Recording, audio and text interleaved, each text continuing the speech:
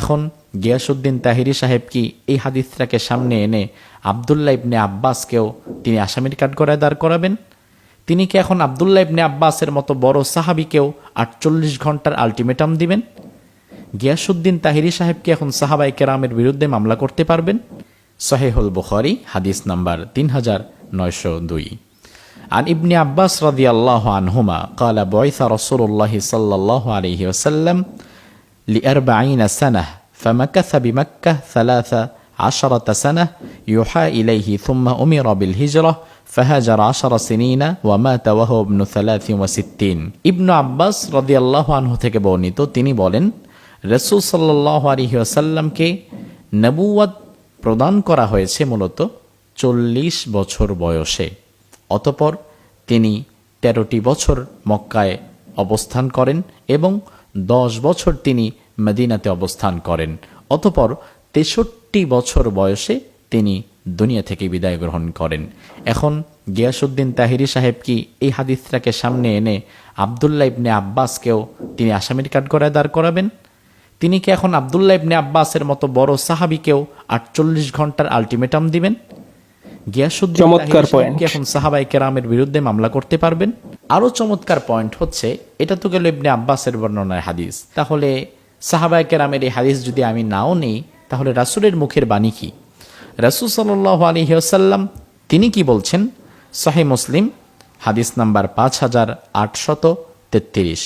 عن جابر بن سمرة رضي الله عنه قال قال رسول الله صلى الله عليه وسلم إني لأعرف حجرا بمكة كان يسلم علي قبل أن أبعث إني لأعرفه الآن। জাবের ইবনু সামুরা রাদিয়াল্লাহু আনহু থেকে বর্ণিত, তিনি বলছেন, রাসূল সাল্লাল্লাহু আলাইহি ওয়াসাল্লাম বলেন, নবুয়ত প্রাপ্তির আগে একটি পাথর মক্কায় আমাকে সালাম দিত, ওই পাথরটাকে আমি এখনো চিনি। অর্থাৎ নবুয়ত প্রাপ্তির আগে মানে কি? রাসূল সাল্লাল্লাহু আলাইহি ওয়াসাল্লামের এই হাদিসগুলোকে যখন আপনি সামনে আনবেন, তখন তো এটা স্পষ্টত প্রতীয়মান হয় যে রাসূল সাল্লাল্লাহু আলাইহি ওয়াসাল্লাম বস্তুত অফিসিয়ালি নবুয়ত লাভ করেছেন তিনি 40 বছর বয়সে।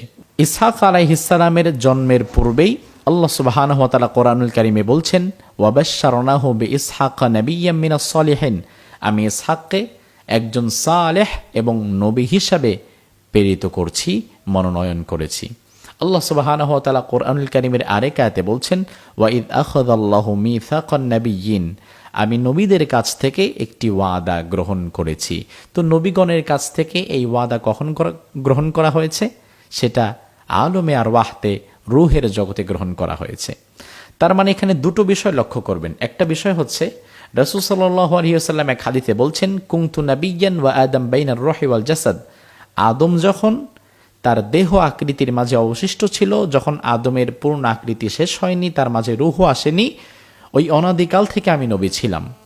আবার আরেক হাদিসে স্বয়ং রাসূল নিজেই বলছেন যে আমি নবুয়ত প্রাপ্তির পূর্বে মক্কায় একটি পাথর আমাকে সালাম দিত, ইন্নী লা আরিফুহুল আন, ওই পাথরকে আমি চিনি।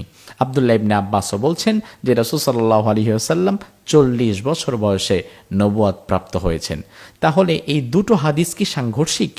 না, সাংঘর্ষিক না।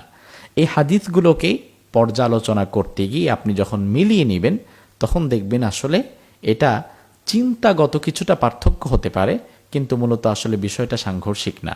আবু হুরায়রা রাদিয়াল্লাহু আনহু থেকে হাদিস, তিনি রাসূল সাল্লাল্লাহু আলাইহি ওয়াসাল্লামকে জিজ্ঞেস করেছেন, ইয়া রাসূলুল্লাহ, মাতা ওয়াজাবাত লাকা নবুওয়াহ, আপনার প্রতি নবুয়ত কবে থেকে নির্ধারিত হয়েছে?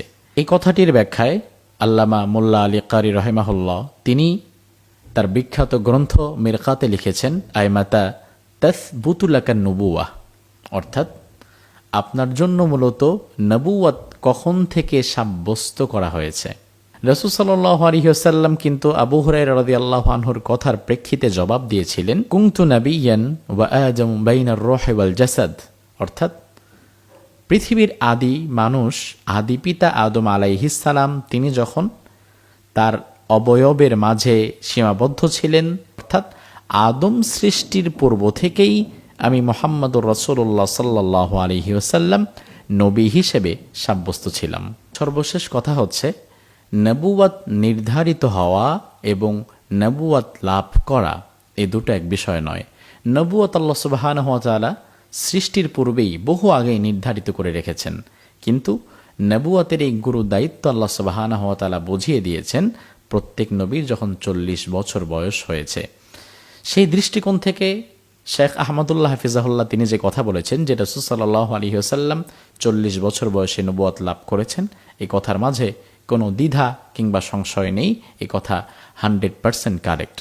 কিন্তু এই কথাটিকে ভিন্ন অ্যাঙ্গেলে নিয়ে গিয়াসউদ্দিন তাহিরি সাহেব 48 ঘন্টার যে আলটিমেটাম দিলেন এবং কুরুচিপূর্ণ ভাষায় যে কথাগুলো বললেন, এমনকি তাকফির করছেন, কাফের বলছেন যে গিয়াসউদ্দিন তাহিরির বক্তব্য হচ্ছে শেখ আহমদুল্লাহ এই কথার দ্বারা কাফের হয়ে গেছে। কিন্তু কাউকে তাকফির করা, কাফের বলা কি এত সহজ? কাউকে যদি আপনি তাকফির করেন এবং সেখানে যদি আদ-দালিল আল-কাতঈ অকাট্য প্রমাণ আপনার কাছে না থাকে, তাহলে ওই ব্যক্তি কাফের নয়, বরং যে অপরজনকে কাফের বলছে সে অটোমেটিক্যালি নিজে কাফের হয়ে যায়। এজন্য আলিমদের প্রতি অনুরোধ থাকবে, নিজেদের ভাষাকে আরও সংযত করতে হবে, নিজেদের জ্ঞানকে আরও বেশি শানিত করতে হবে।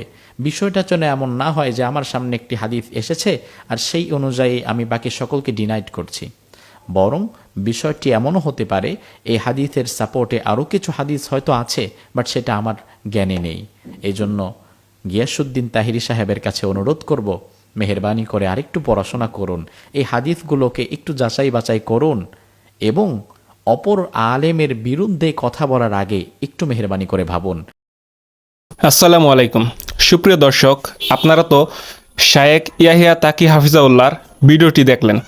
আশা করি এই ভিডিওটি যদি আপনারা মনোযোগ সহকারে দেখে থাকেন এবং নিরপেক্ষ দৃষ্টিকোণ থেকে কোনো প্রকারের হিংসা বিদ্বেষ অন্তরে না রেখে যদি আপনারা এই ভিডিওটি দেখেন, তাহলে আপনারা আশা করি বুঝতে পারবেন যে শায়েখ আহমদুল্লাহ হাফিজাউল্লাহর বক্তব্য সম্পূর্ণ 100% সঠিক ছিল এবং ওনার বক্তব্যতে কোনো প্রকারের ভুল ছিল না।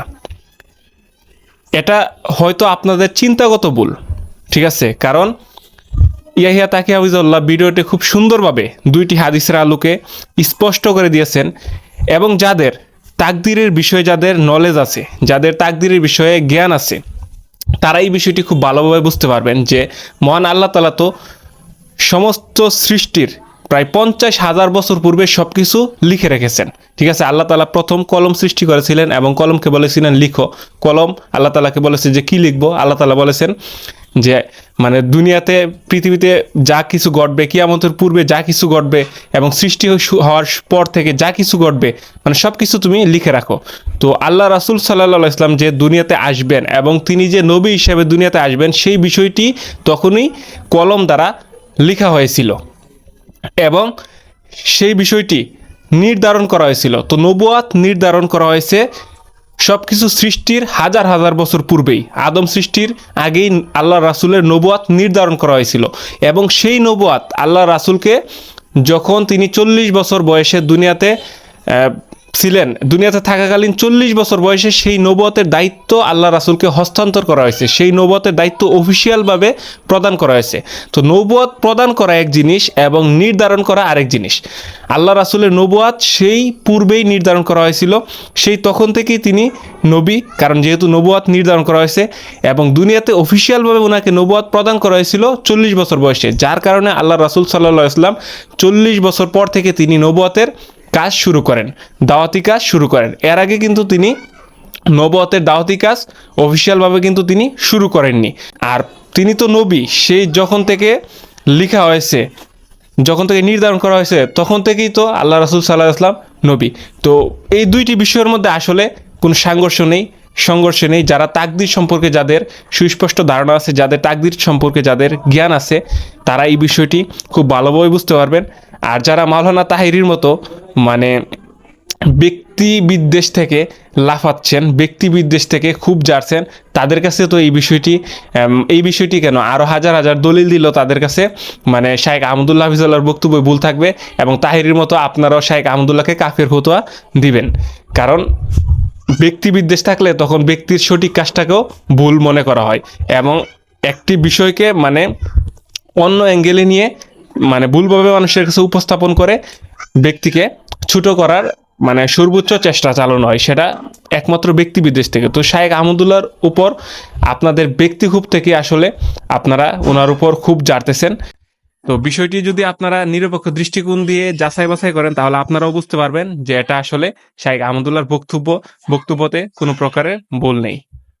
তো আল্লাহ তাআলা প্রত্যেককে সঠিক বুঝ দান করুক, প্রত্যেককে আল্লাহ তাআলা আহলুস সুন্নাহ ওয়াল জামাতের আকীদা লালন করার তৌফিক দান করুক। আজকের ভিডিওটি এখানেই সমাপ্ত করছি। আসসালামু আলাইকুম ওয়া রাহমাতুল্লাহি ওয়া বারাকাতুহু।